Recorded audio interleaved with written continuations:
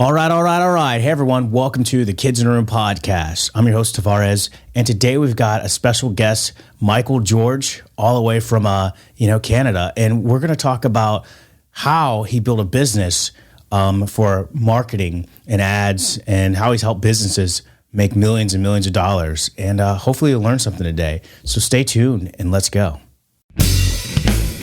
Ladies and gentlemen, the Kids in the Room podcast. Kids in the Room podcast. That's right. Brought to you by Move Faces TV. Michael George, Let's go. welcome to the Kids in the Room podcast. Hey man, it's a pleasure to be here.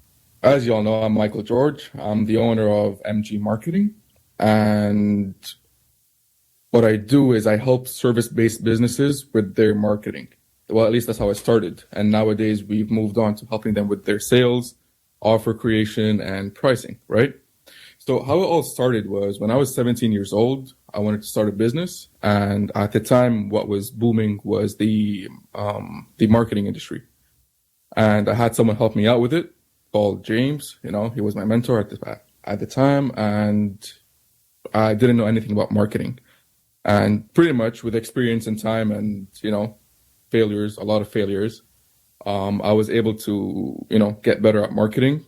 And from there on, we started working with service-based businesses, and after years went by, we've become more niche specific, working with the educational sector, which is private tutors, coaches, and language trainers. And at the time as well, we were doing the marketing for them, right? But nowadays, what I do is I teach them how to market themselves, how to sell their services, and build a compelling offer, and at the same time price it in a proper way. Yeah. Wow. So pretty much you're teaching them how to, market themselves and how to scale whatever they're doing with their brand and pretty much to make profit. Let's just be honest with it. That's pretty obviously exactly what we're talking about. Pretty much, yeah. We're talking about, creating them, expanding their wealth from where they were previously, right? And scaling it. So anyways, if we're talking about that, man, like how did you so you met like this guy named, what was his name? Was it Michael? What was his name? George? Steve? No, it was James. James. I'm fucking forgetting the name. James. I forgot your name, James. But so you met a guy named James, and sorry, James. Yeah, right. Sorry, James. Sorry, James. So you met a guy named James, and basically James, what he did was he helped you kind of, push you in this initial direction of to how to market and who to market to and et cetera. And then you kind of went off on your own. Correct? Yeah, that is correct. Yeah. So what happened was he started everything off, and from there I just went rogue from there. Right. So with that being said, like, how did you, get to the point to where you kind of learned, I guess you would say what was the wrong way to do things and some of the right ways to do things, especially when you went off onto your own, because you kind of went off on your own and started doing things by yourself. How did you get to that point? Well, pretty much just from experience, really. At the beginning, I had James at the time to tell me what to do and what not to do, right? And obviously I had to learn from his mistakes because, you'll never live long enough to do them all yourself, right? So at the time, we had a weekly meeting, and I tell him how my week went, and he'd tell me, all right, you shouldn't be doing this, you shouldn't be talking to your clients that way, I was a kid at the time as well, so I didn't know any better. Then when I went rogue, it was pretty much just trial and error.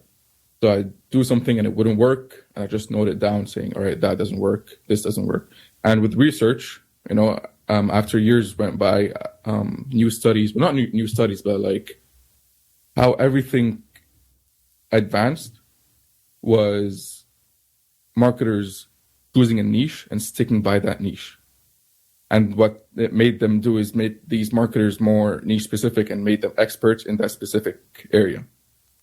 Obviously, which improved their service and whatnot and made them, level up.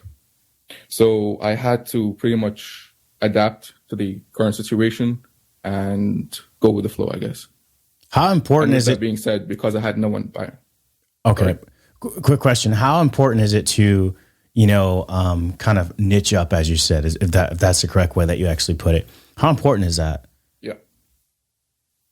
Well, it's not that important because there's still a lot of marketing companies that don't have a specific niche or niche, depending on what part of the world you are from. They don't have a specific niche and they're still succeeding, you know. But in my eyes, I think it's good to be niche specific because that makes you the expert in that one area, right? Like, for example, would you rather work with a marketer who works with everyone or someone whose work is specifically podcasters and helped podcasters build their brand? I mean, I think it depends. To me personally, I think it depends on what I'm looking for at that time and what I think I can get from that. So, for example, if I find that there's somebody who can help me, you know, let's say if I want my show to be, you know, marketed into a way where there's a business, I guess I would say some type of business opportunity that I might see forward with a company like MTV, for example, just throwing out an example. And I knew they had a connection with MTV. I might partner with that person because they just have that connection and they do podcasts, so I can actually use that advantage. So that would be the only time that I would think strategically about how I could leverage somebody else versus a standard one who just would, you know, help out with advertisement within the podcast space. Right. And but that's the thing, someone who's niche specific to the podcast space will know your desires and goals. And therefore, he'll mold his business to suit yours and everyone else's. Because your goal isn't just for you. You know, every podcaster would love to go on MTV. And someone who's niche specific would know that because they'd be doing their market research. And as times go by, they'll know, okay, this podcaster is just like any other podcaster. They want to go big, whether it's going to MTV or any other bigger platform. Right. And they'll know the problems that you're facing. Right. And I think what I'm saying is like, for example, I agree with what you're saying. Like I preferably would like to go with somebody, that is within a niche of podcasting if they're helping me out with their advertisement. But at the same time, if there is a unique opportunity with somebody who's not exactly niche, but I see that person can be an asset to me getting into other doors or other areas that I might want to stretch the podcast eventually. And then that'd be the only other time that I would take that as far as an exception. But yes, you're correct. First, I would prefer to stay within the lines of somebody who is niche specific for the most part. But if I do see something that's a unique opportunity of some direction, I might want to take the podcast and I see somebody who has this duality, I might actually take that person up more seriously because I'm thinking more strategically in the long run of my current status. Yeah. I mean, obviously, there's obviously, there's not specific, I would say, different circumstances. Right. And special circumstances. Yeah. Obviously, if there's a marketer that is not niche specific, but he's got more connections, I would go with that as well. But if there's someone who's an expert in your industry, 9 out of 10 times, if you're not looking for something outside of that, you'll probably go with the expert. True. I agree with that. So let's talk about some other stuff, risk taking, because there was some stuff that you mentioned about, you know, some of your principles about risk taking. What do you believe that risk taking, you know, is? Well, let me frame it this way. What do you believe that's different about risk taking when it comes to marketing? So when it comes to marketing, risk taking can be done in many ways, right? It can be putting up an advertisement that you're not really sure of. I mean, okay, here's the thing. If you want to build a successful marketing campaign, obviously you need to test different campaigns, different ad sets, different ads, right? And that comes with a risk because you're spending money every time you put up an ad. And the only way you'll know what works and what doesn't if you take that risk. Right. There are some companies who don't want to spend money, right? And they don't want to take the risk because they're scared of losing a couple of $100 in a month because they don't want to have a trial and error. They'll just want to see what works and what doesn't. But in order to get to that point, you need to take that risk. That's in marketing. Right. So you're saying basically there's a catch-22 to where there are some businesses who are strapped for cash. They don't want to spend a certain amount. They kind of want to have the specific amount and make sure that there's a higher frequency within success. So that way they don't have to, you know, burn or throw out any money that they necessarily don't have, or they just don't have it in general. So what you're saying is, it doesn't matter. You still have to take that risk if you really want to put yourself in the lane for success, because it's kind of like some experiments that you have to do to see what actually works for your specific business that you're trying to advertise or scale. Yeah. Now, here's the thing as well. Remember when I was saying people who are niche specific know exactly what works and what doesn't? It's because as a marketer as well, when I've worked with so many podcasters and I put up so many ads for podcasting, right? And I've run my, it's called split testing. There's a split testing and then advanced split testing. But that's the whole. So is that like A and B testing? Yeah. So you sit down on Facebook, A and B testing, that's split testing. And Facebook would do it for you. Just a quick tip, you don't want Facebook to do anything for you. Just putting it out there. Anyway, because you'll probably get your ad blocked. Nevertheless. Wait, what do you mean get your ad blocked if Facebook does it? What do you mean by that? Sometimes, okay, there's a thing called the Facebook algorithm, and sometimes it's a little faulty, right? And sometimes if you let Facebook run your own ads, and it'll get a little messy. Anyway, so it gets deeper into that, but long story short, Facebook will do what Facebook wants, and you don't want that because Facebook doesn't know what works and what doesn't. You do as a marketer. Okay. Facebook just, as like an A/B test, for example, you're testing different pictures, it'll just put up random pictures.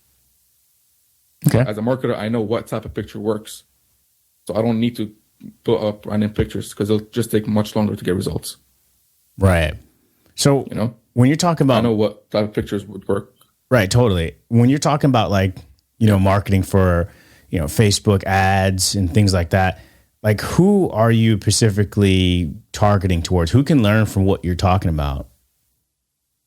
Like as far as like the direction of customers. People can learn. So in terms of my customers? Well, I mean, or in general. All right. So in general, many people can learn from what I'm talking about because marketing fits pretty much everyone, right? It can fit a business owner or another marketer or someone who's looking to work with a marketer. Because like when I'm saying, for example, it's better to work with a niche specific marketer, meaning that marketing company will know exactly what you're looking for and exactly how to get you the results. So that'll be helpful for people who are looking to start marketing for their business. For someone like you, for example, it's important to note that the image is the most important part of an advertisement or a thumbnail. Or like if you're putting up something on YouTube, for example, it's important to know that the first thing a potential lead will see is the picture. If it doesn't resonate with them, they will not click. Yeah, that's true. Right? So when it comes to marketing, it's important for everyone to learn it. Yeah, I think that's interesting because like even when you're talking about like YouTube and stuff like that, well, specifically for YouTube, the image is such a powerful thing because it's like, what is that image? And then how does that differentiate you as far as a business than the other, thousands of thumbnails that you see once you open up, your YouTube channel and, you see your YouTube type of like search feed, et cetera, or discover, explore feed. Yeah. I don't know. It's interesting. I think it's just like, I don't know. There's a bunch of stuff. Some people say you need to smile, you need to make a shocking face or something like that. But it's like, does that really fucking work anymore? Or is that bullshit? No, it kind of works because depending on what you're trying to put up and depending on your demographics, it like in that picture can resonate a lot with people. So it's important to know exactly who you're targeting and put up the picture that resonates with them. Right. And the second most important part of an advertisement is actually the headline, which on YouTube would be your title. So it's also important to have an engaging title as well. Yeah. But I think the thing is, what is engaging to an extent? I think that's such a, what does that mean, I mean, that's for you to know because that's market research. Right. Because it's like, you got to pull up your market research. But it's not, is it just also, I mean, it is marketing research in general, but it's also like how you write and describe things. Cause it's like, Elon Musk just. Powerful words to use, obviously. Huh? There's obviously powerful words that you can use. Like in an ad, the word free gets a lot of attention.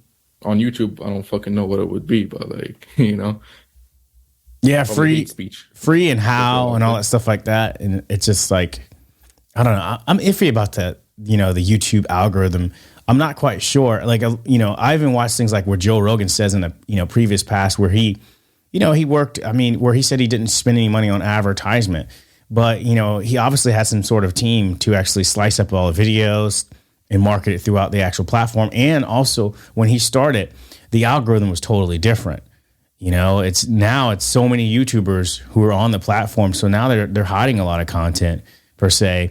And, I see guys like Mr. Beast, they'll sit there and say, oh, your content, if it's good, the algorithm's going to love it, just work on your storytelling. And it's just like, I agree with him at a certain point, but at a certain point, he's been on the algorithm way before, it was the algorithm of today.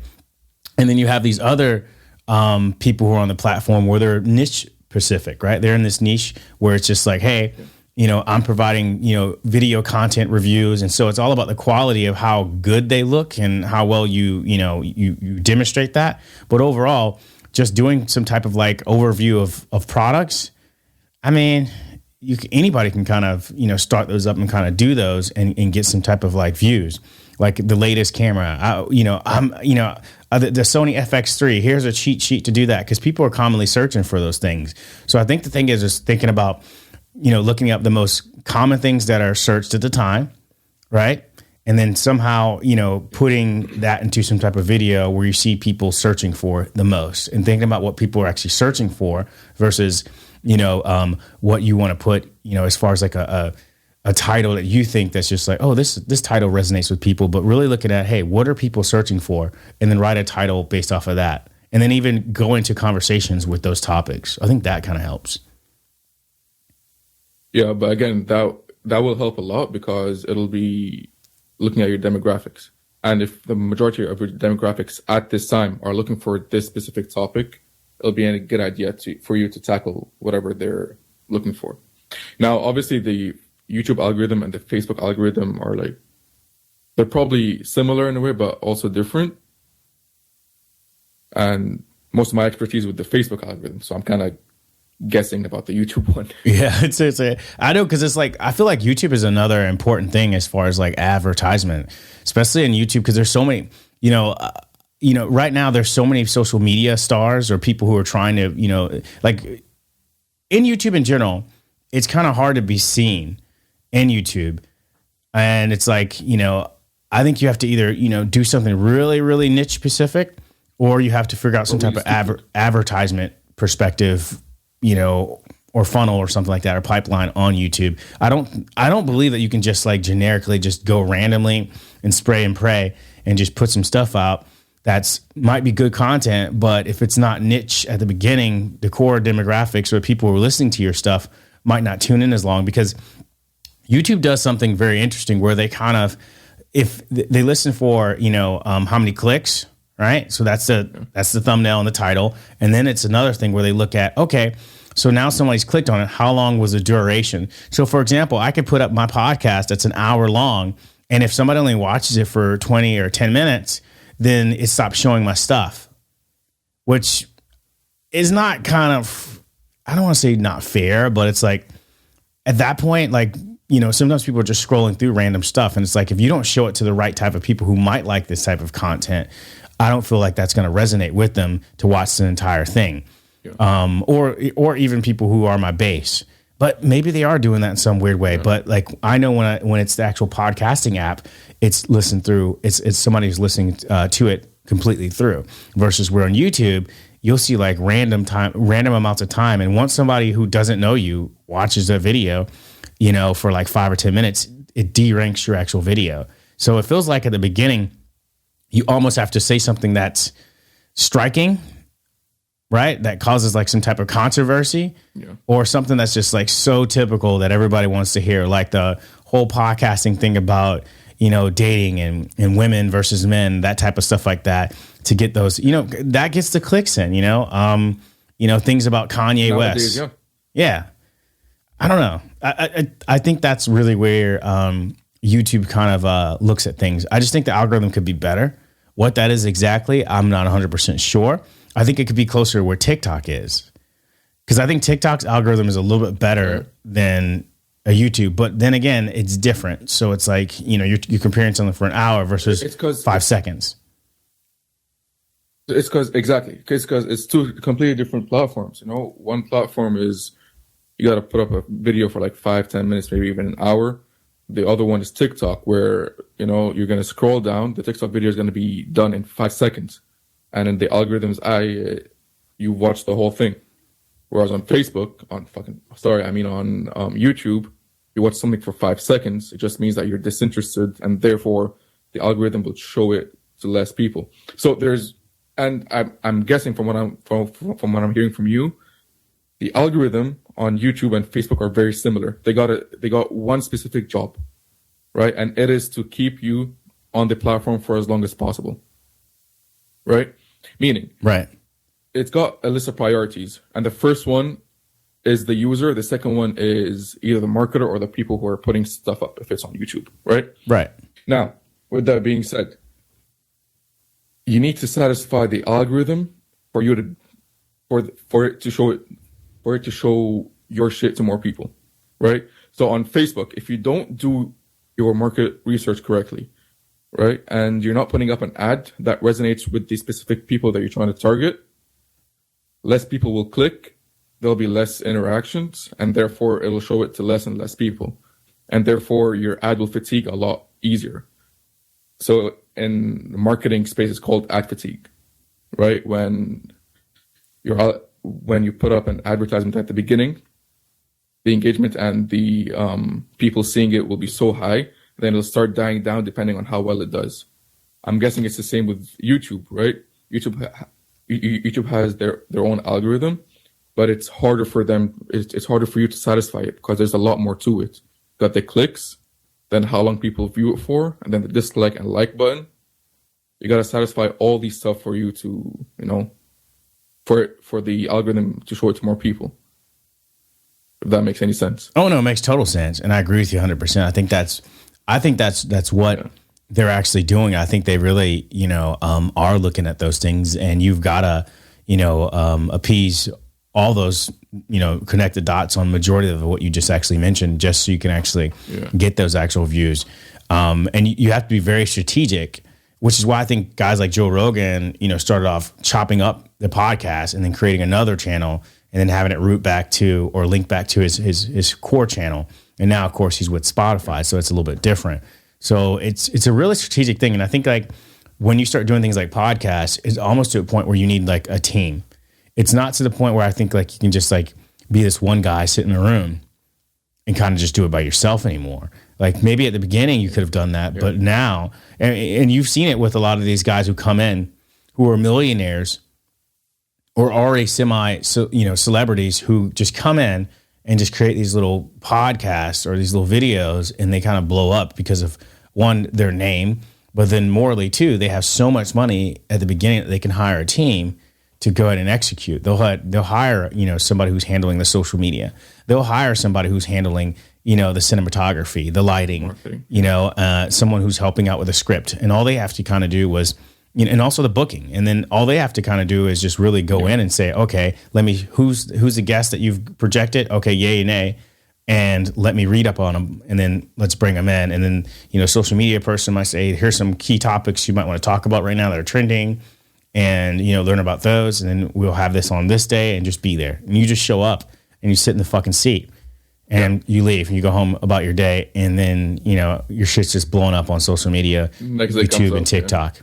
The next week, do the exact same thing. Not only that, then you have the editors and people who clip it and all that stuff. Well, that's what I'm saying, like the social media people, you know, and then your cinematographer and your editors and things like that. Usually, a lot of times, your cinematographer will typically, well, they can't edit. Most of the time, they know how to edit, a cinematographer. But at the same time, you need somebody who handles the social media, who understands where to clip certain portions of the video and break those down, and then also understands what titles to put on there, the thumbnails.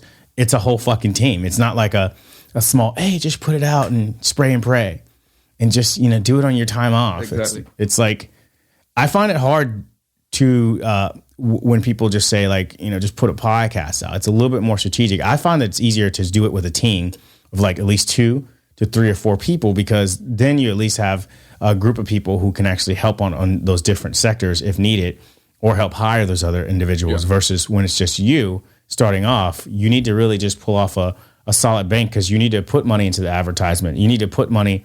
Well, you don't have to do it in the advertisement, but you really need to put it. I think it will help, especially on YouTube, because you can put YouTube ads after you have a certain amount of good quality, interviews, and then you can chop it up and spray and pray it on YouTube with the correct demographics who might be, interested in the content. And then you kind of, after that, you make sure that you have, I don't know. I just think it's so complex, just to put it fucking simple. It's pretty complex. And I think a lot of people, they underestimate what it takes to actually push a successful podcast. So there's a bunch of people just putting one together. And it's like, dude, it's really fucking complex. It's not easy if you want to be at one of the top. And a lot of times the bigger people who are already decent comedians, they don't have to be the top A-listers, but just fucking C-listers or B-lister comedians can literally put up a podcast pretty fast and cause it to grow because they can bring on the guest because they're their friends who are in the, the whole comedian circle. Other comedians, yeah. Yep. And that bring views just by the names. Then two, as far as the social media, there's other people who are willing to just jump out and help them, but they also have the money to pay for the other people to do it. And they don't know what the fuck they're doing. So, I'll just pay this guy. Yeah. He'll do it. If you look at a lot of the top podcasters right now, typically majority of the top ones all had a team at the beginning. Yeah, 100%. I mean, it's always a good idea to have a team because your teammate will fill out the areas that you're lacking, right? And I think for a podcaster, if you're on a budget, what would be a good idea is for you to find friends who are good at the areas that you're lacking. And maybe what would happen is they'll help you out for free. And that way you can have a team without really paying them anything. I agree with you. What, a lot of my friends do. Some of them are like rappers. Mm-hmm. And what they do is they have their friends, like one of his friends, he's a photographer. And he literally just flies around with him all over like Canada. And he'll just take pictures of him and videos of him for free because they're just buddies. And fuck it, why not? One likes to take pictures and one likes to rap. Fuck it, they'll make a good team. And not even that, one person the photographer can use that for his resume. And exactly. If the other guy blows up, he gets to come back and say, I was the guy who did this, and it goes on his resume. So it's a help scenario. And I agree with you 100%. And I was telling that to one of my other friends. I was like, hey, I'm looking for like somebody, to come in here and help out with like the social media and looking for the actual good clips within the actual video. So I don't have to do that portion because that's the part I just don't fucking like. And she was like, oh, well, I know some interns. I was like, I don't know about interns. I'm not specifically looking for an intern. I'm looking for somebody who feels like there's a mutual gain for that person, who believes in what I'm doing and who wants to mutually gain from that. Not somebody who's just like, oh, I want some money, because you can find anybody to pay them.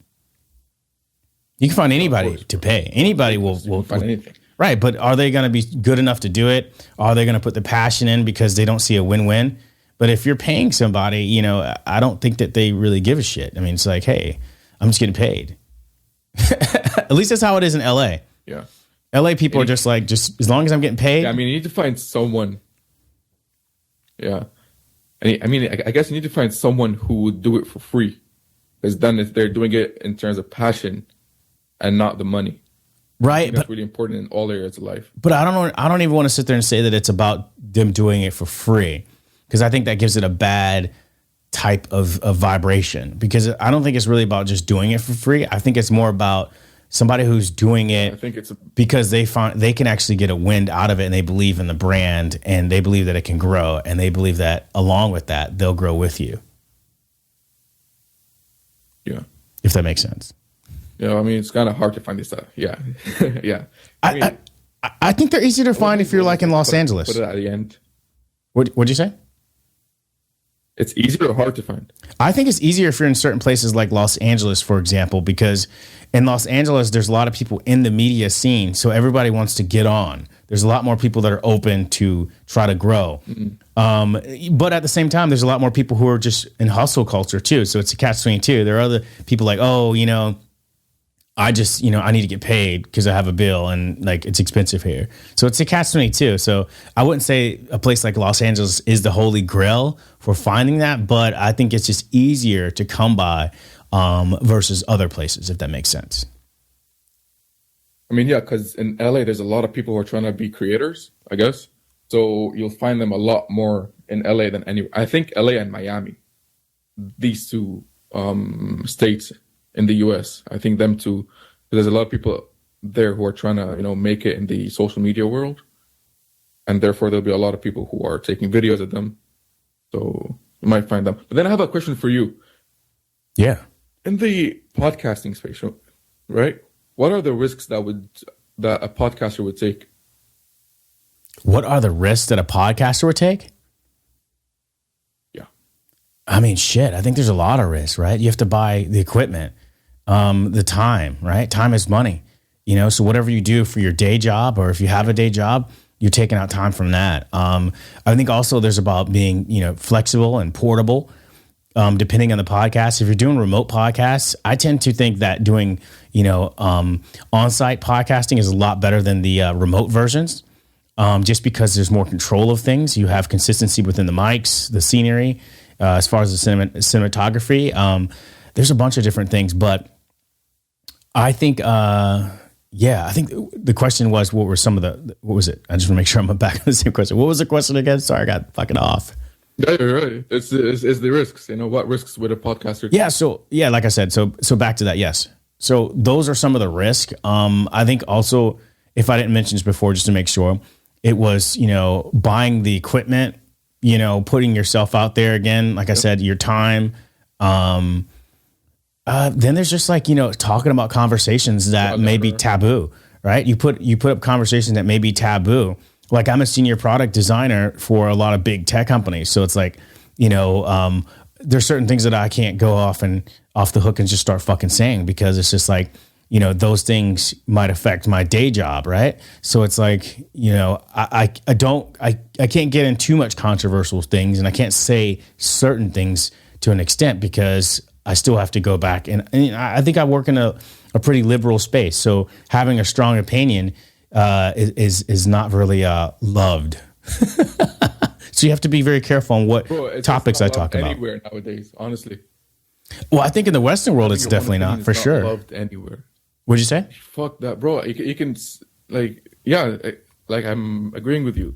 In the Western world specifically, you can't have your own opinion anymore. It's fucking crazy. Especially for podcasters like you, it's made you a lot harder. Yeah, because people burn you on the fucking stake. Like you're a witch, It's it's just like... It's fucking crazy. I think you would need to be financially free completely. I think you need to not have to worry about, have mutual businesses on the side, or at least one that totally has you taken care of no matter what. But even then, you still need to be careful about what you actually say or express or different things like that, because it's just anything can be twisted around and turned. Business that you have on the side. Huh? I said you can, because whatever you say in public, and let's say you have another business on the side, it can harm that too. It can very much so. So you got to be very careful. I mean, you see guys like, Kanye West, Elon Musk, it affects their businesses. So them being vocal has pros and cons. So there's some sense of balance to where you have to watch what you say the bigger you get.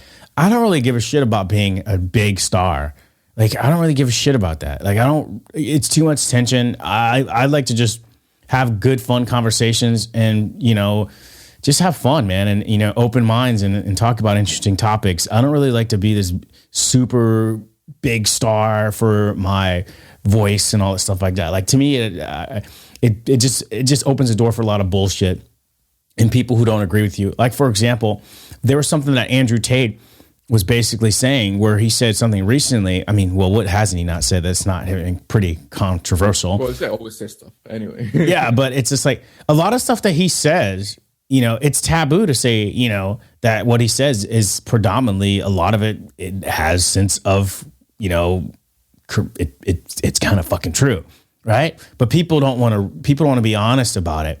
And I find that, when you start talking about relationships and women, they typically don't like to be honest about the reality of the world, where men, I feel like we have to be that type of way, because if we don't, we get misguided, going up to somebody And that, like, well, let me give you an example of something I shared recently on social media that Andrew Tate was basically saying. Andrew Tate basically was saying something of the sense of that, men have a peak and women have a peak.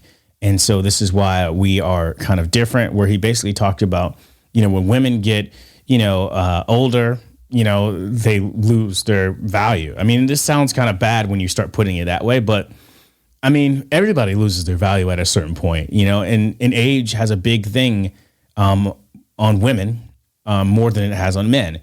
But don't get me wrong, after men, hit about 50, their sweet spot begins to die off, because then it's like, they're not hot shit. Age hits them too, because now it's like, okay, yeah, you've got a lot of money and wealth, but you're fucking old.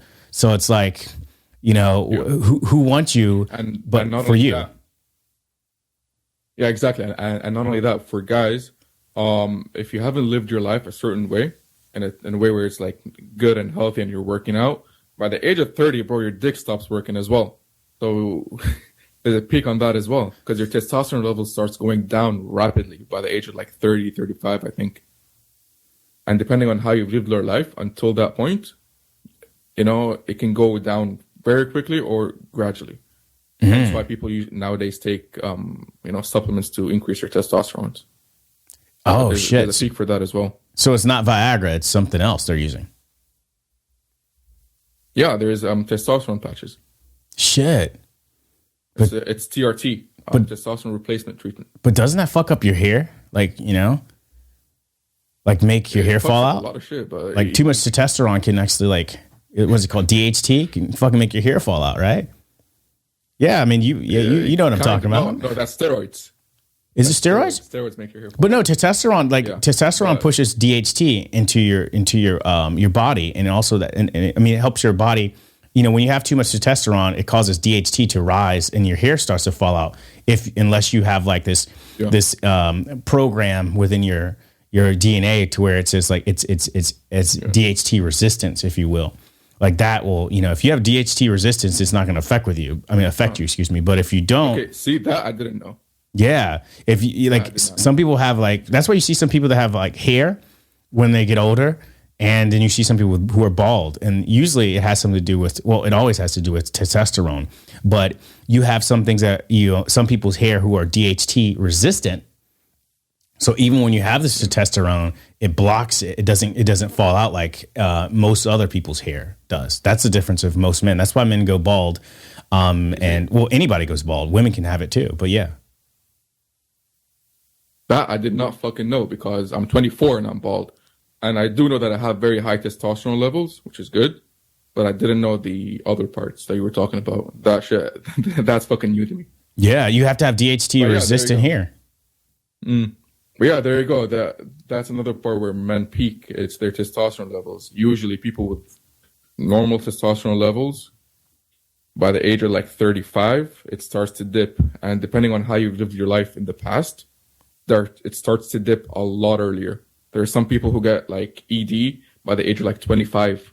It's fucking sad. Shit. Then they need to use Viagra. How the fuck and Viagra is scary, right? Because that shit causes like heart attacks and shit, right? You always see like old people in movies like holding their fucking chest and like, dying after they start fucking a bitch. You're like, ugh. Fuck. Yeah, that.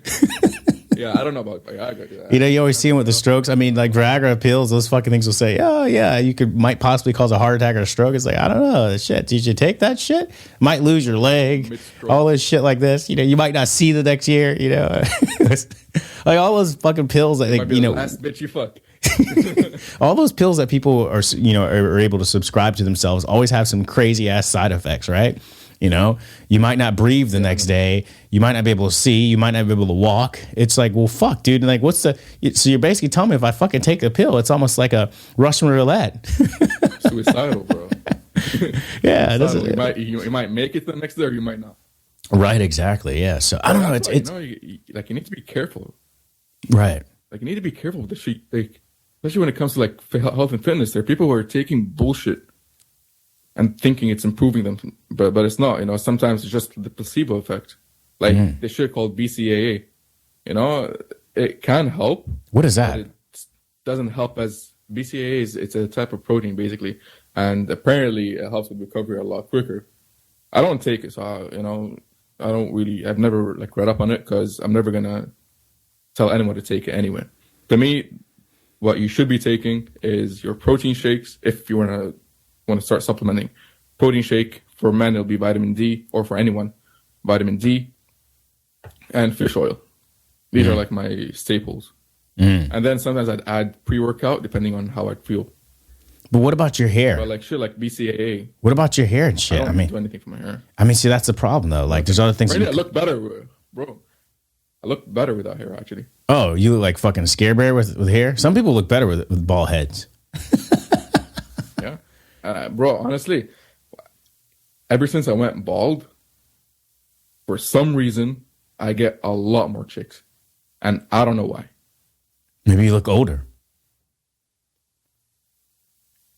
That too. And apparently, because as we spoke about, it's an indication that you got high testosterone levels.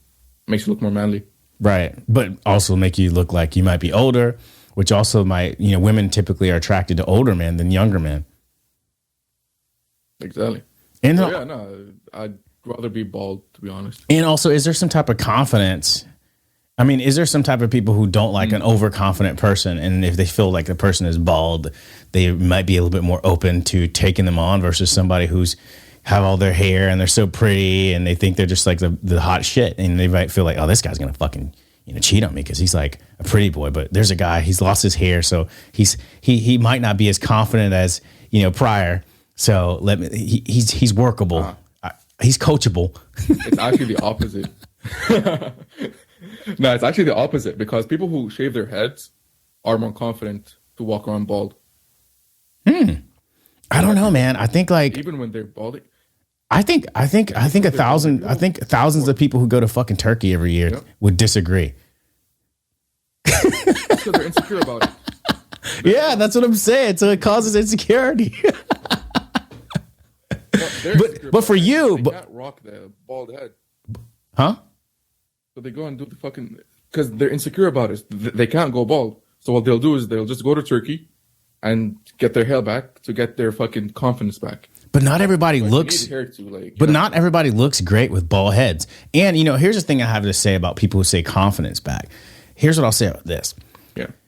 Everybody, if I hear women always say, "Oh, I don't know why guys do that." Blah blah blah. I'm like, dude, fuck. Let me fucking get some clippers, shave your fucking hair off, and then let me see how you would complain about how you fucking don't look. I mean, how you look, right? Let me get those fucking clippers. Let me shave your fucking hair off, you being a female, and then you see what it looks like. You walk around with no fucking hair, and you see how confident you are at that point. I guarantee you, majority of women will not be confident if their hair's fucking shaven off. So please don't say to men, why do they give a shit about their hair when they're going bald? Like, of course they're fucking gonna give a shit about their hair. They're going bald. You would too. I mean, yeah, but like for men and women are completely different things. A girl would look beautiful with like long hair and all that stuff. A guy doesn't look that good with long. I mean, again, there's a rare number of men who would rock long hair as well. I can't have long hair. The long hair. Yeah. I can't have that. I think it depends on the guy, though. I think it depends on the guy. Yeah. Like every guy doesn't look good with a bald head. I think you got the good bald head guy look, where most men don't have the good looking guy, bald head shit. Most guys need hair. I don't think every guy looks good with their head bald. Some of us look like fucking aliens, and then it's like, what I'm saying? And we could be handsome guys with hair, but then we could be not so handsome with bald heads. It's just like some women, there's some beautiful women, but shave their fucking heads off. You're like, whoa, shit, it's they're not so beautiful anymore. Right. So hair matters for certain people. Maybe for certain people it doesn't. There's some girls that look beautiful with no hair, right? But I think that. Oh yeah. But it's a rarity, right? It's not everybody, and I think that's where it is. It's a rarity, right? Like where do you fit in there within the hair game that makes you feel attractive? And I think that really matters. And I think hair is natural, and your hair falling out is natural for some men. But not all men. I feel like we were born with fucking hair. So, why does it have to just fall the fuck off for some men and not fall off for others? It's kind of fucking sucks, Men will have the most hairiest bodies, but then have fucking bald heads.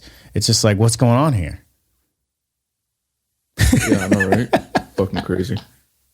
It's like the hair grew in the wrong places. Yeah, I mean, dudes have hair on their backs and ass, and then they're fucking bald headed.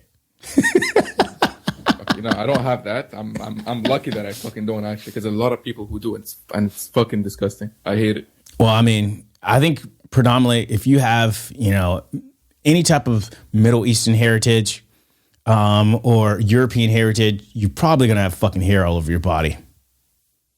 It just comes with the nature. And I'm lucky. You must be very fucking lucky. You need to check who who moved there recently. Or like, I don't know. Bro, like, I'm very lucky with these stuff. I'm not fucking lucky because I'm a fucking hairy little bastard. But yeah, I just shave it off. I'm sure you get girls though.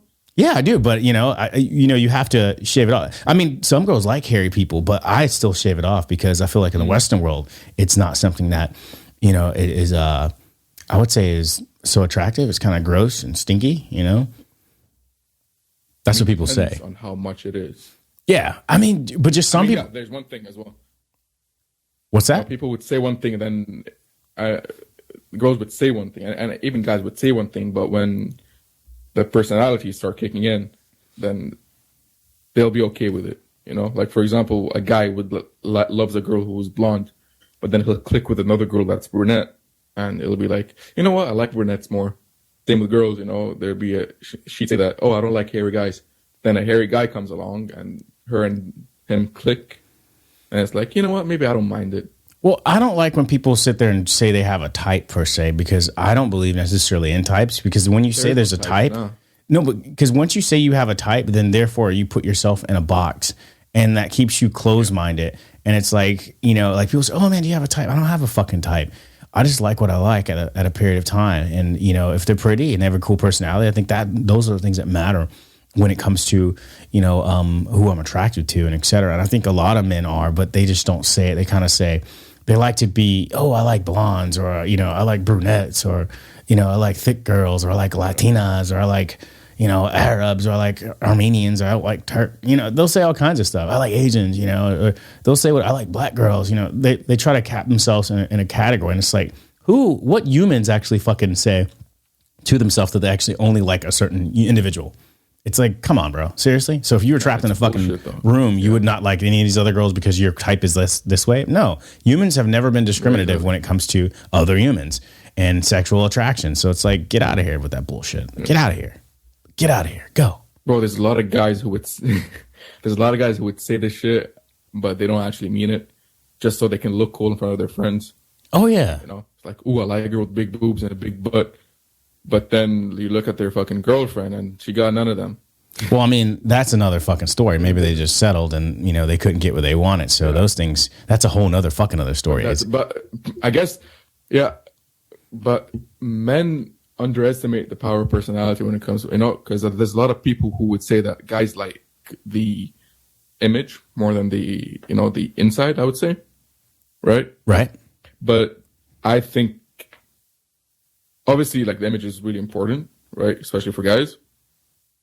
But if the personality doesn't connect with the image in a way, it's never going to work. Right. I think there's more. Yeah, at least it's a fucking turn off. I think there's more than just even that. I think that the problem is everybody tries to, come up with this like exact science of what it needs to be. When I feel like it's a group of things that balance and vary per person. So for example, some people may I think that most people might care about looks initially, and then there's personality, and then there's sexual chemistry. If you don't have those fucking three, one of those threes can cause a disaster for depending on who that individual is. 100%. Because somebody who might, would you say, okay, cool, this person has a great personality, but the sexual chemistry is not there, the VJ doesn't feel good, it just doesn't do it. Friend, yeah. Yeah, the head ain't working that great. Are you just like, oh man, I still love her, her personality's great. Get the fuck out of here with that bullshit. It's just like, I feel like there's a high I think I'm here. I'm listening. Oh, okay, because you fucking froze for some reason. Oh, did I? No, I was just not moving. Sorry. When it comes to oh, okay. Anyway, So when it comes to these three things, in my opinion, and if you're trying to date a girl, I think the sexual chemistry and personality goes hand in hand. Well, If you don't like her personality, there will never be sexual chemistry. Well, I would say, see, that's where I get different because, like, I don't believe in what I've experienced in life is not everybody are sexually their sexual chemistry is even.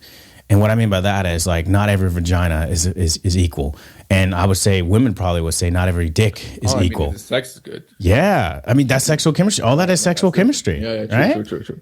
You know, the personality is not really sexual chemistry per se. I thought by what you meant with sexual chemistry, I thought you were talking about the connection you have with the person before the sex. Well, that's the personality. I mean, obviously, right? The sex needs to be really good, right? But that's the personality, though, right? Yeah, that's what I'm saying. And then what is really good is depending on. I thought you were talking about like the sexual chemistry. Nah, I mean, I think that's no. So to me, the personality is that I think what you said is kind of like the sexual chemistry and then the personality. But to me, that's what you're defining as separately as sexual chemistry. I don't feel as sexual chemistry. That's more of the personality in general. That is just personality. And then sexual chemistry is more of like the actual doing the thing. Does it feel good when you do it with that person? Yeah. And does that complement each other? Like, that's a big factor. Just the sexual experience. Right. If you want to call it that way, but chemistry, I don't know. There's an overlap on that, but like it's experience. Yeah. I mean, anyway, it doesn't matter. It's the same thing. We know. Fucking same thing. Yeah. So I'm just saying, like, those three things matter. And I think a lot of people undervalue those. Yeah. And then also there's other things too. There's like some people like, passionate, resilient people. Then you need to think about, like, are they a good caretaker? There's so much stuff that you have to add into the whole mix before you just say this person is amazing. Yeah. And you have to realize, hey, what are you willing to give up if you don't find that? Which one of those values are you willing to give up? I made that problem. Oh, no. I'm never giving up any of them because I've done that fucking mistake before. This one time fucking in Dubai, right? We went to this party and I saw this beautiful Russian chick, right? 10 out of 10, bro. 10 out of fucking 10. That's not unusual. Bro, I know, right? Especially for me, they're all 10s. Russian? That's what I'm talking about. I'm talking about the Russian. No, not all Russian. No, not all Russian. No. The voice is talking really good, Oh, yeah, just wait for it, bro. So what happened was, I didn't speak to her though because the music was really loud. So we just talked a little bit, and then we went up to my hotel room, and we had sex. Now, this is where I think all three is always important because the sex was great until the sex was over and she opened her fucking mouth. And after that point, I was like, yo, just fucking kill me. Because I didn't know she was going to sleep over as well. And the sex lasted for like, an hour? The rest of the night, it was her just talking. And I'm like, yo, just shut up. But she won't shut up. And from that day onwards, I promised myself, beauty will never be the only factor that I'll be taking into consideration. Never. Right. And I think you shouldn't take beauty as the only factor ever. Because that also fades. But you want attractiveness to some sense, and you want some person who's going to keep up with their physical appearance and care about that as much as you do. I think that's important. But even one night stands. No. What'd you say? But even with like one night stands, these three factors that we just discussed will always need to be there. I don't know if that matters if you're doing a one night stand per se, because a one night stand. They're talking afterwards. Okay. So yeah, but she's gone after that. So and then you never know. We'll see. But see, now you're mentioning something else that I like to bring up and talk about, and that is that before you sleep with anyone, you better make sure that you are ready to stay with them because any mistake could happen. Yeah, see, that's another thing. Exactly. So don't ever go for one night stands, basically. Because they could be an 18-year forever for going for those fucking one night stands. So you need to stay away from the one night stands as much as possible because, yeah. Yo, imagine it's supposed to be a one night stand that ends up with a fucking child. Nah. What do you mean? What do you mean? Imagine this happens so much. This is just like normal. imagine reality happening. You. Yeah, like that's. Bro, imagine it happens to you though. Yeah, but like, obviously, I could imagine that because it can easily happen. And you never know how many times it has happened. You don't ever know how many times it's happened. You don't know. Sometimes people don't tell you the truth until years later. But I have a relative that, found out years later that, he had an extra kid and the kid was like fucking 17 or some shit, before he got introduced into it. But sometimes, women will take a kid and disappear with it. Yeah. Fuck. Yeah, I mean, a lot of bullshit happens. So you could have smashed, or not even just blaming it on just like women or say, it's just sometimes people just have situations where just like maybe you said something or maybe you disappeared and they never found out. I mean, it could go anyway, but you know my point. Yeah. I don't know. Yeah, there's a lot of fucked up people in general, guys and girls. Oh yeah, for sure. Yeah, but women have to carry it if something happened. But let's talk about some other stuff about Elon Musk. What do you think about the whole Elon Musk with the Twitter thing? Elon Musk, I think we were talking something earlier offline about Elon Musk, and I think it was something interesting. What was that again? So, yeah, you know how now he's taken over Twitter? I don't know if he still owns Twitter, right? Does he still own it? He still owns Twitter. Yeah. Or something he still owns lines. Yeah, he still owns Twitter. Yeah. Yeah. And apparently there's this controversy where this fucker owned Twitter and he bought Twitter. And he just fired pretty much everyone, right? What do you think about that? I think, working in tech, that sucks because it's just like, fuck, you just like let go of everybody. Yeah. And like, I think like sometimes people treat people like they're expendable. And, excuse me about that. Let me take that again. I just think that some people treat people like they're expendable, right? And for me, I think when you do that, as far as it comes to like letting go, thousands of employees, like they're just expendable and they're nobodies, I think that ends up being wrong. But then I get there's certain situations where you're the new person coming in and people despise you and they're so liberal in certain ways where they just think you're the devil. Like, can you work with those people? Yeah. They're not willing to change with you and they think that they run things. It's really hard to work with people like that. So it's a catch-22. Like I being in tech, I don't think it's cool to just like let go people like that. But at the same time, if I'm him and I need to restart things and build things from scratch, I might need to just get rid of a lot of things so I can see things with clarity. I don't know. What's your opinion on that? What do you think? Exactly. So as an entrepreneur, I know exactly what the fuck he's doing. And I know exactly where he got his fucking strategies from as well. So, basically what he's doing is he's streamlining the business, right? What he's doing is he's cutting out all the excess. Okay? And what that does to a company is it makes it a lot more efficient. And where he got it from is actually from this World War II general called George C. Marshall, right? Okay. And it's in a book called 33 Strategies of War. Basically, when you streamline the business, right, it becomes a lot more efficient and information can go up and down the hierarchy a lot quicker. Obviously, with cutting costs and all that stuff, that's like something different. Right. But making a company a lot more efficient is really important because as the book says, when it comes to like war strategies, you need to be able to mold to the current situation as quickly as possible. And when you have a lot of excess, it's a lot harder for you to do, right? But when you remove the excess and information is going up and down the hierarchy a lot quicker, it's a lot easier to be able to maneuver appropriately. And obviously information won't get as diluted, because there won't be as many layers. I get what you're saying. I get what you're saying. Yeah, totally. I mean, it's like, it's basically downsizing, where you were at. It's basically making a company more efficient. Right. Faster and efficient because you have too many people that you have to talk to. Efficiency. Right. I got it. Yeah, I mean, but now it's, and not only that, I think now, and again, that's what Marshall did. If any letter was a page too long, it would go straight in the bin, and he will not fucking read it.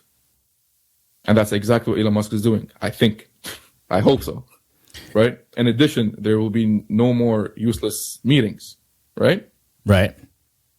I mean, I think that's important. 'Cause that's just fucking. It's just a fucking waste of time. Right. It is. I mean, you're totally right. I mean, Useless like meetings. yeah, just meetings after meeting. I mean, that's a lot of things that they do, like within tech companies, is they just put meetings after meetings, and it's like, are these meetings Exactly. And it's productive? fucked up.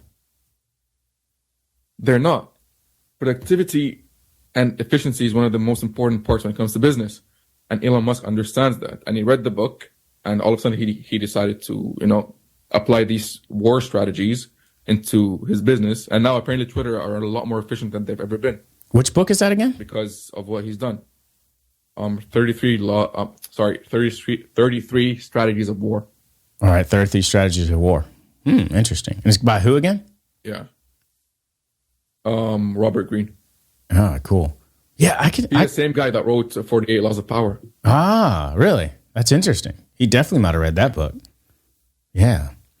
I mean, I think that's useful when you're thinking about scaling things, is like to think of things of, how fast, well, it's about more, to me, I think it's more about control, right? You can kind of see how everything is working. But when things are too, I guess you would say too saturated, where you have so many people working there and it's just like they're doing so many different things, it's hard to keep track of what the fuck is going on here? Like, who's doing what? And it's like you want to think clearly about what everybody's actually doing so you can maneuver properly. But if you don't really know what all your pieces in the chess game are actually doing, because the company's just so big that you can't really see what's going on, it's just like you lose control. So I see that as being exactly what Marshall did. Yeah, that's exactly what Marshall did. Because within the book, right, when he took over the lead in the U.S. Army, when he first walked in, it was literally just chaos. right. That he had no control over. So what he did was he fucking cut out all the excess. And that's exactly what Elon Musk did. He walked into the company seeing that, all right, this is just a fucking mess. Right. Right? So what he had to do was cut down everything, right? Make everything a lot more efficient. And then from there, he can grow back. It doesn't matter. He can hire more people if he needed to. Right. But that shit just diluted the chaos that was happening. And he had to regain control to be able to fix everything, fix whatever needed to be broken. And now, with that being said, now people at the fucking bottom will still feel his presence at the top because of the efficiency that's happening. They send a letter, and within a couple of days, he can answer back. That's Right. not going through so many fucking layers. Right. He's getting it as soon as possible, and if it's urgent, it hasn't been diluted due to communication errors. Yeah, I think that's So powerful. this is a lot of problems. Now, morally, I think morally it's not as nice, obviously. But when it comes to business, business and morals don't really mix. That's what my dad says, at least. Business and morals don't really mix. That's actually interesting. Nah, he's kind of right though. It's tricky. But I mean, I would say, when it comes to morals, I mean, I don't know if it's necessarily about morals. I think it's morely about, doing, best practices and doing the things that are, I don't know, having some type of respect of how you do it, right? It's like, you have to have I feel you have to have some type of like morals, but at the end of the day, to keep your business running, you gotta, you can't be sensitive.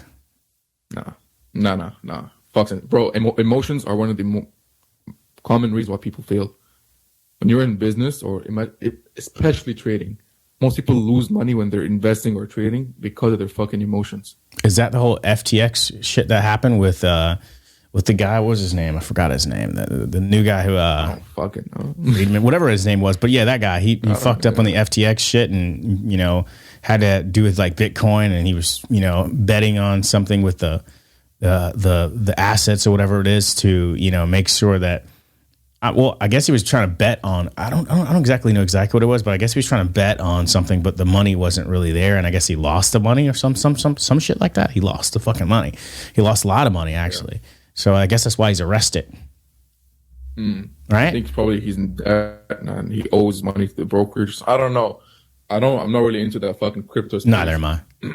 But regardless, I'm sure it has to do with his fucking emotions. He tried to be greedy. He went in with greed. He tried to make a shit ton of money, but it didn't work out. So now he'll never be making money, or at least not for a while. Right. Yeah. That was his name, Sam Bankman. Actually, but it looks like he was in a JFK lounge before his flight to San Francisco. It looks like he's out. Yeah, Sam Bankman. Yeah. Freed. Freed, that's his last name. Freed or Fried, I don't know how you want to say it. But FTX misled investors, lent billions of dollars. Yeah. Right, that's all you see on the fucking internet. FTX execs hid $8 billion in liabilities in a customer account that Bankman had, I guess, created or put it there. So that was exactly what it seems like he kind of did. Commonly known as, FTX Trading Ltd, commonly known as FTX, is a bankrupt company that formerly operated a cryptocurrency exchange and crypto hedge fund. And the exchange was founded in 2019 and at its peak in July 2021 had over 1 million users and was the third largest cryptocurrency exchange by volume. Ooh. Yeah, fuck that shit up. Interesting. But, yeah. Bro, me and cryptocurrency don't mix. I hate that. Why's that? Why? Oh, I'll tell you why.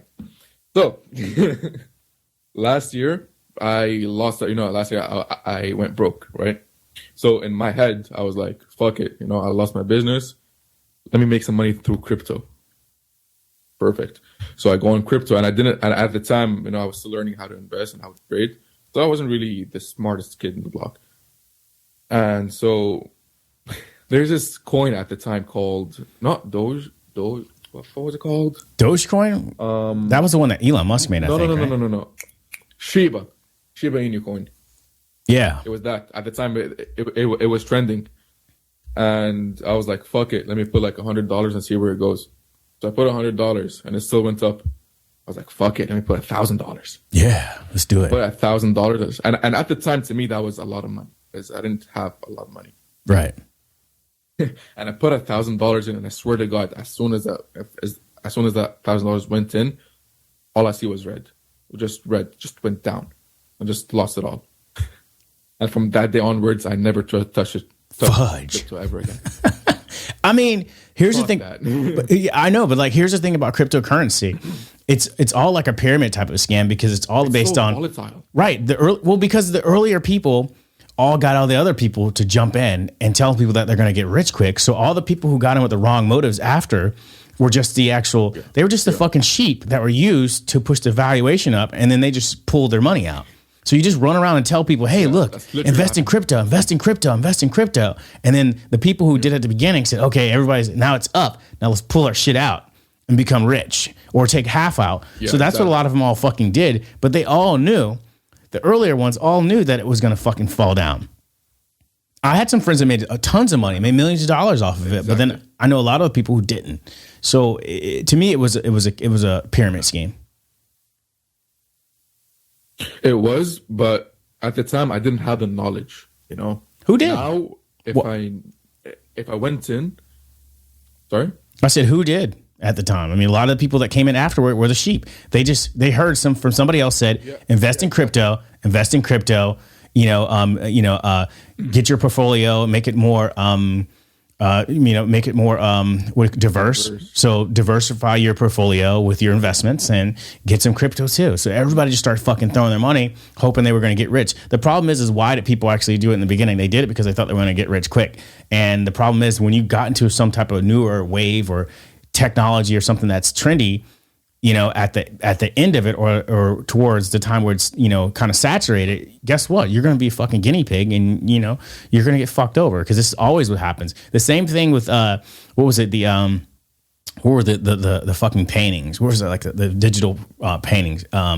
NFTs. Yeah. The NFT things. Like NFTs. a bunch of my friends are all about NFTs and putting you can make a lot of money. Yeah. And a lot of them who got in really early made a lot of money. But yeah, bro, the NFTs are just stupid because it's valued by how much people are willing to buy off of you for. Like you have a picture of a fucking penis and someone's going to offer you $1 million for it. It's going to be worth $1 million. Right. If someone's going to pay you $2, he's only going to give you $2 fucking dollars. The NFT is just bullshit. But when it comes to cryptocurrency, when you have the knowledge, you'll never be the fucking sheep because you'll know that, when the fucking boat is gone, You don't try and chase it. Right. You're either on the boat or you're off it. Right. And that's what I did. I was off the boat and I tried to swim after it. Yeah, you fucking were. Long gone. I don't know. Fucked up. And ever since then, I've never touched crypto. I never touched it at all, so I'm good. Yeah, I don't. Trust me. I'm not. I mean, here's the thing. Here's the thing about crypto. Until it's regulated, I'm not fucking with it. Oh, yeah. A bunch of people on the computers. Apparently, people said it's hard. Apparently, it's fucking hard to regulate. I think that's the problem. Yeah. Excuse me. Yeah. I think even me, if it's fine. Even me, if once they regulate it, I think I'll get in on it as well, because that's when the market will actually go up, because that's when it'll actually be used. Because it's the same with the stock market. The same thing happened. It wasn't regulated for a while, and then when it became regulated and companies were able to trade back and forth, they were obviously the stock market went up from there. But it's funny how people are always looking for the quick way out, and it always bites them in the ass. Right. 9 out of 10 times at least. I mean, because nobody wants to fucking do the work, man. People are intrinsically lazy. Why not, man? People don't want to fucking work for shit. People want a magical fucking way to get shit happening, because you know what? Guess what? Sometimes it happens to people, and some people just like, hey, what if it happens to me? Right? But most of the time it fucking doesn't. So I don't know. People want a magical way to win money. People want success, but they don't want the fucking work. Yeah. Work is a risk, Exactly. We talk about you talk about the laws of risk, or, putting yourself out there and losing money. People don't want to fucking be the fool. Yeah. So I think this is why people just want to win. Exactly. They want to luck it up. They don't want to take that risk. They don't want to work on the side when they have that 9 to 5. They don't want to be sitting there and be like, all right, fuck. You know what? I got this 9 to 5 and I put $2,000 in this other shit and I lost it all and telling my friends, and they laugh at me like I'm a fucking baboon. Yeah. No, they don't want to do that. Yeah. Nah. But I think that's what the cryptocurrency space did. It gave everyone the sense of hope that there's an easy way out. Yeah. But, then they realized that it's not how it fucking works. Well, another thing that's trendy right now is everybody's like, another thing that's trendy right now is like the whole like, I'm sorry about that. I just wanted to say this really fast, though. Sorry to interrupt you. But another thing that I think that's really trendy right now is the whole invest in stocks shit, get you a piece of stock, and then people are so proud that they own stocks. And it's like, it's usually from people who never ever and fucking knew the stock market even existed now. So that's a new trendy thing. It kind of kicked in once the pandemic kicked in, where everybody wanted to learn about stocks, and now it's cool to, invest in stocks, which is cool. But the thing is like, these are like long investments, right? You're not going to make immediate money from these things to retire from. This is like a 20-year fucking gamble. It's still a gamble, It's good to have it. Depends, because it's good to have it. You're right, 100%. But it's not a gamble. It's a calculated gamble. You got to go in. You always need to go in with a strategy. And I have a whole company that's revolved around trading, right? And unless you learn and you know exactly what you're doing, you will never be successful in the stock market, but long term or short term. But most people don't fucking know. They just say, "Let me get some GameStop, baby," and now I'm proud of myself. Exactly. Pat my fucking self on the back, because they're trying to get out the easy way. They don't understand that, it takes fucking effort, even when it comes to trading. Which is, by the way, I believe is the quickest way to make money. And the quickest way to make money, it took me 2 years until I fucking perfected. Right? Everyone wants to go to heaven. No one wants to die. I say this a million times. Right? Everyone wants the easy way out. But even when it comes to trading, you need a couple of years at least before you see the fruits of your labor. People would go in and buy GameStop, for example. And that's the one trade that they were lucky to get. What about all the others? You need to learn how to fucking read the graph properly. And if you're in the stock market, you got to learn your fundamentals. You need to learn your fucking float, what float is, institutional ownership, all these stuff you need to learn before you fucking trade long-term or short-term. Right. But no one wants to put in the work. And that's the easiest way out. So imagine if it's starting out like your own business. You really think people are going to try that? Fuck no. The facts are the facts, man. The facts are the facts. The facts are the facts. People want the easy way. I know friends. Bro, I know friends. I bought them the fucking course that I used to build my trading company over. Like, that course is the foundation of my whole business, MGTrading. And they still didn't fucking watch the course. To this day. I bought it, I think, like last year for one of my friends. And the other one, I bought it for him like a couple of months ago. And it's only like $30. It's not that expensive. Sorry, not a couple of months ago, a couple of weeks ago. I bought it for him a couple of weeks ago. And to this day, none of them finished the fucking course. What do you think? Why do you think that is? That proves to you how lazy people are. They're lazy. I mean, is it just even about laziness, or is it just a point where they just don't really believe that they can do it? Both. I agree. They don't believe in themselves, and they're lazy. Like, if one of my friends just did it, so the guy that I bought it from last year, if he took an hour a month to finish it, because the course is only 9 hours, if he took an hour a month to finish it, he would have been done in 9 months. But also, is he passionate about it? He right? didn't. Are some people passionate about those things? I don't know, because he says he is, but it's either he's lying about it to make himself look cool, or he's, I don't know, or he's actually is, but he's just lazy. I think he might just be like, he's just saying it to sound like he wants to do other things and he's looking for other things, but he really fucking isn't. I've learned a lot of times with a lot of people in the world where you'll have friends out there who will say a bunch of shit like, yeah, let's start a business, man. You know, oh, let's do this. But then there's the doers and there's the people out there who are just the talkers, right? There's the doers and the talkers. You know, I'm the kind of person who will fucking go out the next day and I'll just fucking, you know, if I say I'm going to build a podcast, fucker, I'm starting the next fucking day. If I say I'm going to build a website, I'm building a website the next day. I'm learning PHP and JavaScript. I'm learning what the back end is. You know, I'm learning how to build it. I'm building, you know, I'm fucking scaling that bitch. You know, I've got servers. I'm learning how to do AWS.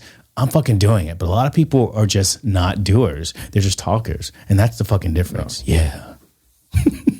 Exactly. And I'm exactly the same way, bro. If I want something, I'm going to start something, I'm going to get it. Oh, no. I mean, something, I'm going to get it. I mean, and also another thing is too, girl, whether it's business, I'm getting that shit. Right. And also another thing too is like, there's a power into also getting, you know, the law of feedback, being able to take feedback so you can grow. Like, that's something I noticed from you is at least you're still smart enough and humble enough to take feedback so you can grow and you have resilience behind that. Yeah.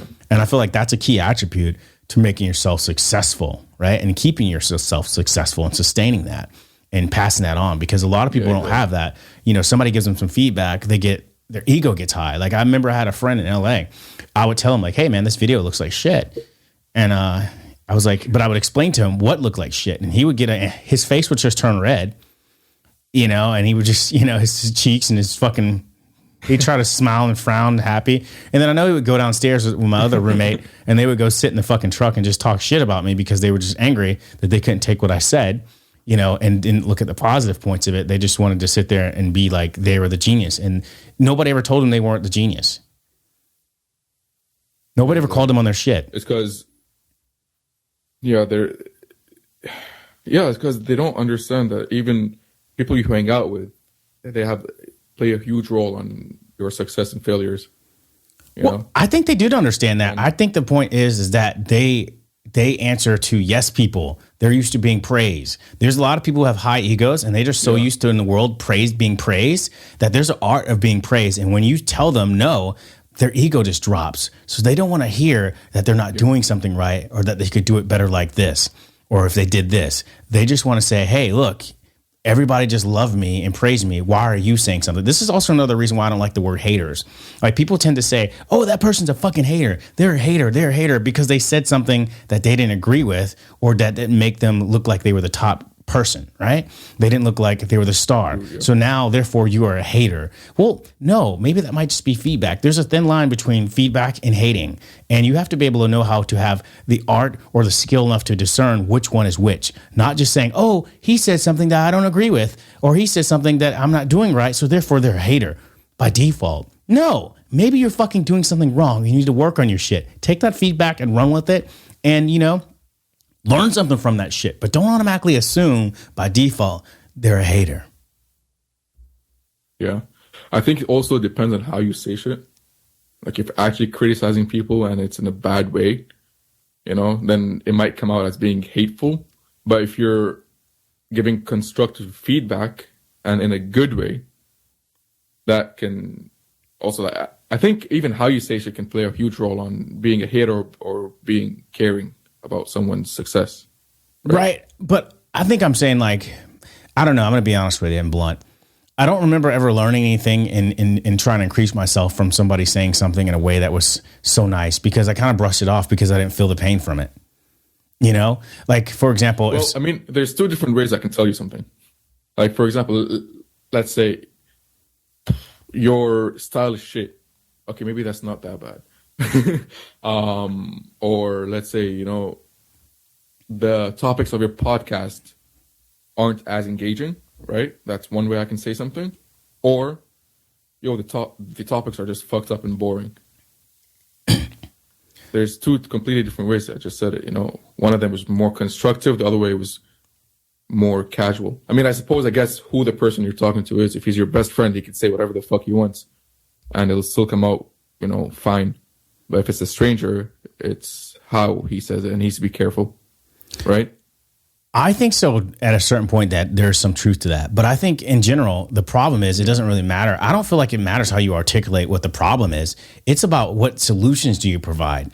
For example, if I told you, you know what, your delivery fucking sucks. I'm gonna be honest with you. Don't take it offensive in that way, but I believe in you. And I see that, I'm going to also mention some positivities that I see there, but where I see some area of expertise or needs to be some work. Your fucking teeth are a little bit yellow, when you're working in media, your teeth need to be fucking clean. I'm not being a dick, but this is just the way it is. It helps you when you're going out there in the presence. If you look at who your competition is, do you see them walking around with yellow teeth? And if you're not aware of that, then I think it's open season for me to talk shit and criticize you on the way that you're executing yourself, because you're not aware. And guess what? People in the industry, in the world, they're not going to fucking be nice. When you start looking in the comments, nobody's fucking nice. They're going to talk about you. You think, oh, he said something about people in the comments out there are just going to be like, oh, your fucking nose is big as fuck. Oh, you need to get some Viagra. Oh, you fucking need to take some pills because you're going bald headed, bro. Look at this fucking guy. Do you see his fucking eyebrows, bro? You can fucking draw a fucking road and connect those bitch. Clip those motherfuckers. You know what I'm saying? Dude, why's he got his fucking shirt unbuttoned, dude? What the fuck? Oh, why's this guy got his fucking hat on? Is he fucking teenager, bro? Get out of there. Are you like a fucking college kid, bro? Like, people can talk shit about anything. So I feel like, able to take it. Yes, you gotta have thick skin if you're trying to be successful. So, for example, I had one buddy. That is true. I had one buddy that was a roommate of mine, and I would always sit there. The same person I was talking about. I told him, he started getting motivational speaker. He started doing some shit at Harvard, and start studying there and stuff like that. And then he started trying to go out and do this motivational speaking. He did a TEDx speaking, stuff like that. And he was always about like, hey, how he, was a poor boy back in Brazil, and now he's this and et cetera. And I'm like, that's awesome. But bro, your teeth are fucking crooked as hell. Like, you need to fix your fucking teeth. Like, you look great and your message is awesome. But dude, when people are looking at you, they're not going to look up to you if they see your teeth crooked like that, bro. Your teeth are very crooked. True. And your mouth is a part of your presentation. You're selling yourself. Like, if you're taking a photo and you're motivating other people and your teeth is fucking crooked, are you fucking serious? And you expect me to be nice about it? I'm not going to listen to you with crooked fucking teeth. Yeah. I'm not going to listen to you with crooked fucking teeth. True. Seriously. You look at fucking guys like and I'm not trying to, rot anybody's shit, but look at guys like Andrew Tate, or you look at guys like Logan Paul. All these people are in the forefront. They have basic things that are upkept, right? Joe Rogan, his teeth are fucking not as great as they can be, but Joe Rogan's a gazillionaire and he's awesome, and he doesn't give a fuck. I think Joe Rogan just does shit now because he doesn't give a fuck. He doesn't want to show that he's somebody who has money. Yeah. So I think that's why he does it. He can fucking make his teeth look like $1 billion, but he doesn't want to look that. He feels it might make him look Hollywood or like he's sold out. So he just doesn't give a fuck. Yeah. But other people who aren't at that status, you better fucking, dude, don't fucking get in there and tell me you're a motivational speaker and you're going to make me $1 million and your teeth are crooked. So exactly. There you go. That's important of image. But my point was, if I had said it to that same person in a nice way, they still wouldn't hear it. Some people won't hear shit unless you tell it to them. They'll hear it.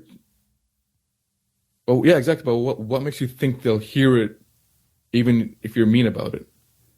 I don't know if it's necessarily think if it's about, they'll hear it if you're mean. You got to sometimes be blunt because sometimes people don't get the message.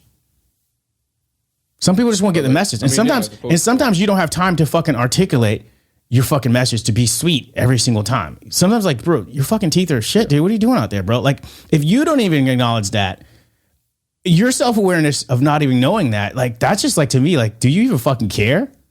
I'm not going to give a fuck about your feelings if you don't even care about your fucking image. You haven't even fixed your fucking teeth, bro.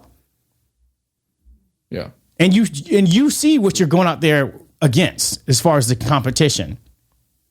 How am I supposed to be nice to you and be sensitive? What am I being? I'm being mean to you? Fucking, you're not even doing the work. You know, I'm not saying it on TV. I'm not saying it on. Willing to take that shit. Right. You got to be willing to take shit because people are going to talk shit to you all the time. People can't. And when you go to Hollywood, even when you're successful. No, but I'm just saying, even if you go to Hollywood, nobody's going to be fucking nice to you when you're dealing with the casting directors. The networks aren't going to be nice to you. Mm-hmm. They're going to tell you straight up. Even even when you go into like the record labels, you think those fuckers are going to be nice to you? You can't fucking sing. Get out of here. Sorry. Yeah, exactly. They don't have time for that shit. So I guess what I'm saying is the people that have high value and that get paid a lot to make and break people's careers, they don't fucking have time to sit there and be nice to everybody and explain them in detail. They're just going to say, hey, bro, you can't sing. Get out of here. And you have to either deal with that or be like, what do you mean I can't sing? Oh my God. Well, at least go and improve. Yeah. Instead of, right. Or ask for feedback. Say, why do you think that I suck? Well, I'm saying in general is like, why do you think that I suck? Why do you think that I can't sing? Or just going back to the drawing board and just, they didn't give me any feedback. Let me go ahead and just figure out how I can do it better. Or just saying, fuck them. I'm going to still do it and prove them wrong. Then they're going to look like the idiots. Yeah. I guess one thing that successful people have in common is the ability to take feedback, bad or good. That is what I'm saying. Yeah. That is what I'm saying. You got to have that way, that ability to take feedback, bad or good. You can't get into your emotions. The moment you get in your emotions, the moment you don't fucking win. I guarantee you when you saw Tiger Woods' father. Emotions are Well, I'm just saying this. Let me just say this real fast. When you saw somebody like Tiger Woods' father, when he was teaching him how to golf, I guarantee he wasn't fucking nice. Tiger, I bet you can hit that ball a little bit better. No. Dude, did you see that shit? That fucking sucked, bro. You can't hit that ball in the right way. You got to make sure you're focused. You got to make sure you're on that shit. The world is not going to be sorry. Yeah. And did that prepare him for greatness? Yes, it fucking did. Because you know what? When he made it to be the top, what did everybody do? Talk shit about him. And you have to have balls to be able to take that shit. You can't just be sitting there and get in your feelings and you're the top and the best guy. Like even his new son, I don't know if you saw him, Charlie Woods. That fucking kid's like a fucking dude. He's built a fucking super machine golf fucking star already. The kid's like 13 or something years old, and he's a fucking machine. Fucking Tiger Woods built him and to be like this fucking super fucking golf star at a young age because he has all the success that Tiger Woods already had, difference from his father, to add into that, and then also some of the other pro golfers that he played against experience wise, to teach that to his fucking son. So his son's like a fucking beast. Fucking beast. True. And go look at it another way. I guess Oh, sorry. I was going to mention one more thing. Another person, for example. Yeah. Michael Jackson, for example. Joe Jackson was supposedly an asshole to them. But look what it fucking made. It made some problems with him. But dude, he wouldn't be the Jacksons, and how many people are eating off of that whole experience? They were living in a shitty house in Indiana where they all slept in the same fucking room with rats. Michael Jackson's best friend was a mice.